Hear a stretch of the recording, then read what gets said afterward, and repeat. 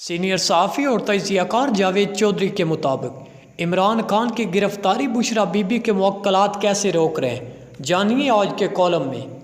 ये कौफ लीग का ज़माना था। जनरल परवेज़ मुशर्रफ यूनिफॉर्म में सदर थे, शौकत अजीज़ वज़ीर आज़म थे। मैं इस दौर के एक तगड़े वज़ीर के पास बैठा था।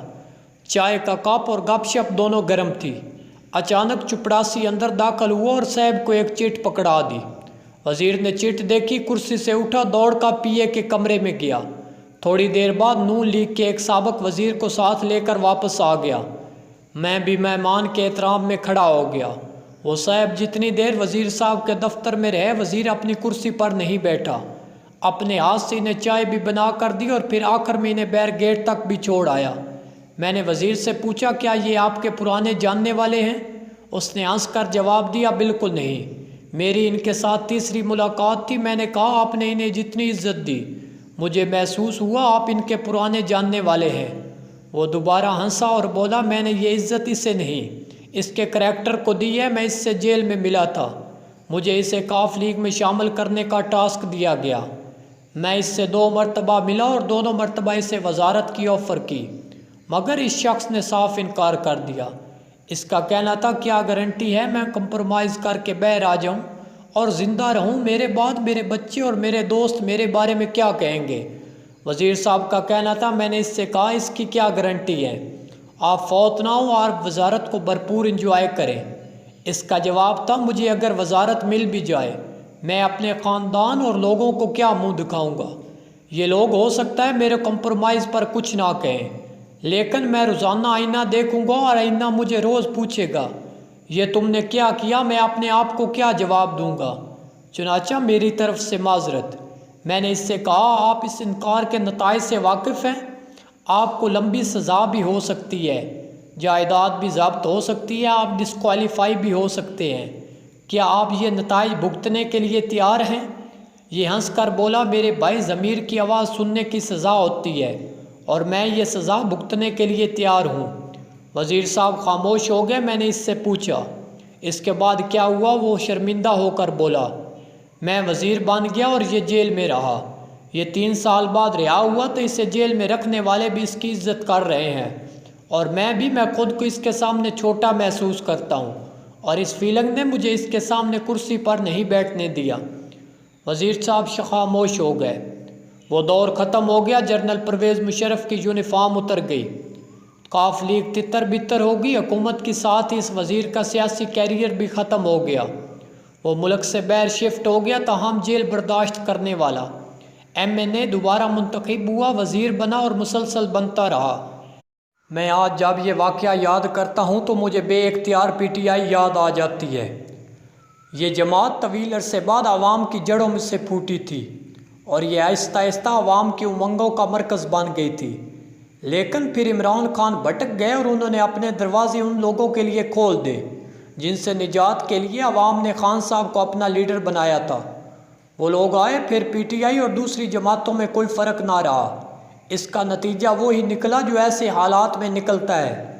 पार्टी और लीडर दोनों फारग हो गए। खान साहब माने या ना माने, लेकिन उनके साथ वो ही हुआ जो क्रिकेट मैच के दौरान होता है। हज़ारों तमाशाई स्टेडियम में बैठे होते हैं। ये नारों के साथ बैट्समैन को आसमान पर चढ़ाते हैं। बैट्समैन इनकी तालियों और नारों से गर्म होकर क्रीज से बाहर निकलता है, छक्का मारने की कोशिश करता है, आउट होता है और फिर पूरा स्टेडियम इसे जमकर गालियां निकालता है।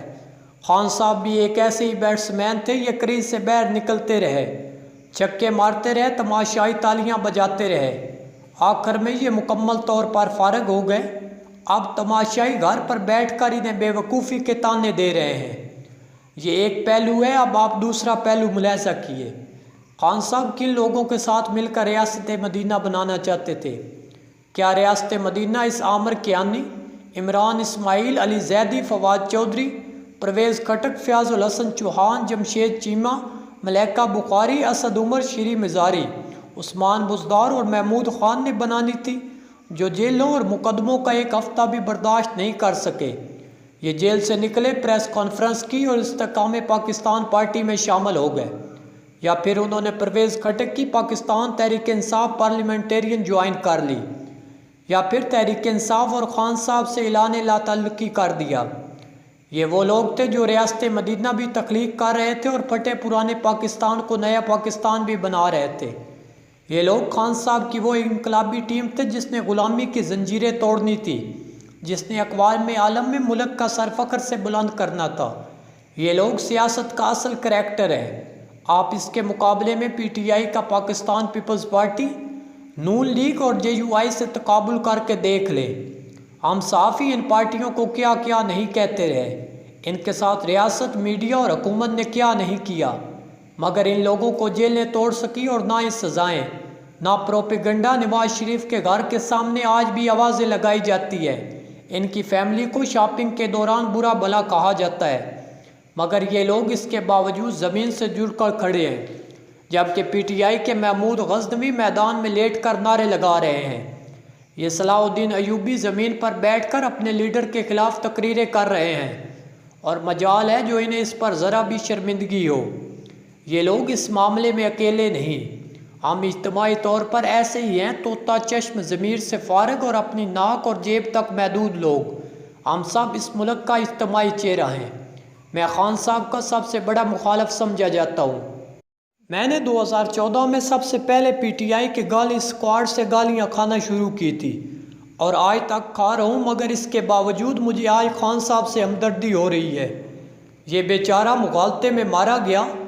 ये कागजी शेरों को असल शेर और गत्ते की तलवारों को ज़रबे मोमिन समझ बैठा था, चुनाचा ये सियासी मौत मारा गया। इसके लिए अगला वक्त आज से ज़्यादा मुश्किल और नाकाबिले बर्दाश्त होगा। आज सिर्फ आज़म खान जैसे लोगों ने इसका साथ छोड़ा है। कल जब वो लोग इसका साथ छोड़ोगे जिनको बचाते बचाते ये इस हाल को पहुंचा, तो इस वक्त इसके साथ क्या होगा। काश ये 2021 में जनरल बाजवा की बात मान लेता, अपनी पार्टी पर तवज्जो दे लेता, ये जेन्युइन वर्कर्स को आगे ले आता, ये इन्हें टिकट देता, इनकी सियासी परवरिश करता, ये 2022 में कौमी असम्बली तोड़कर इलेक्शन करा देता, या तहरीक अदम एतमाद को मर्दों की तरह बर्दाश्त कर लेता, ओपोजिशन लीडर बन जाता, तो आज 2 सूबों में इसकी हुकूमत होती, सेनेट में इसकी अक्सरियत होती और सदर भी इसका होता। तो आज क्या हो रहा है? मेरा ख्याल है ये अब तक इक़्तिदार में वापस भी आ चुका होता, PTI सियासी जमात भी बन चुकी होती, मगर ये हक़ाइक़ से आंखें मूंद कर कश्फ पर यकीन कर बैठा। इस कश्फ के बारे में आखिर में पता चला ये जनरल फैज़ हमीद का फैज़ था। बहरहाल जो होना था वो हो गया। खान साहब को अब भी अकल के नाखन ले लेने चाहिए।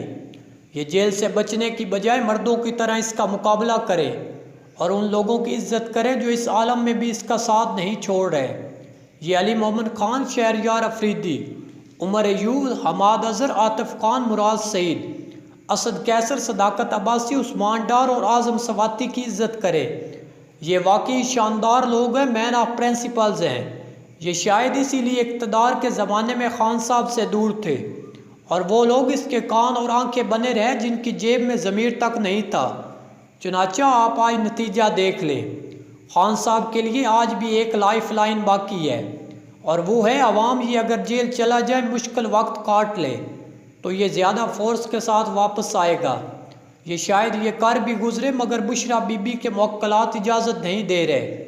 लिहाजा सियासत का ग्लेशियर बेवकूफ़ियों के समंदर में पिघलता जा रहा है, और तब्दीली के ख्वाब रोज़ाना की बुनियाद पर टूटते चले जा रहे हैं।